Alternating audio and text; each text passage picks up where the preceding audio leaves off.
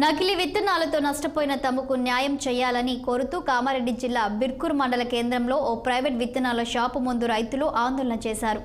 వరి సీడ్ నాసి రకం ఇవ్వడంతో వరి తాలు అయ్యిందని రైతులు ఆగ్రహం వ్యక్తం చేశారు. 20 మంది రైతులు 40 ఎకరాల్లో యాసంగి వరి సాగు కోసం బాలాజీ ఫెర్టిలైజర్లో Nagarjuna seeds, HMT Sona, RNR వరి విత్తనాలు కొనుగోలు చేశారు. అయితే వందల మంది రైతులు నష్టపోయినట్లు రైతులు చెబుతున్నారు. నష్టపరిహారం చెల్లించాలని రైతులు డిమాండ్ చేశారు.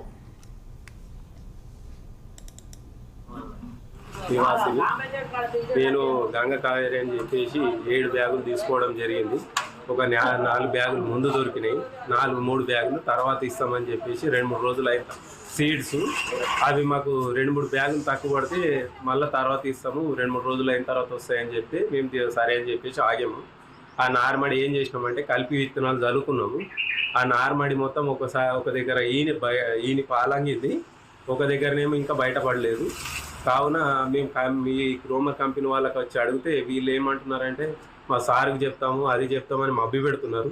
దీనివల్ల మా రైతులకు ఎటువంటి పరిష్కారం దొరుకుతలేదు. కాబట్టి ఈరోజు అందరం రైతులం గ్రోమర్ సెంటర్కి రావడం జరిగింది. కావున మాకు న్యాయం చేకూర్చాలని చెప్పేసి గ్రోమర్ సెంటర్ వాళ్ళని అడిగితే వాళ్ళు ఏమంటున్నారంటే మా సార్లు వచ్చేంత వరకు మేము ఏ నిర్ణయం తీసుకోమని చెప్తున్నారు. బాధితులు వందల సంఖ్యలో ఉన్నారు, 300 బ్యాగుల పైనే ఉన్నారు ఈ బీర్కూర్.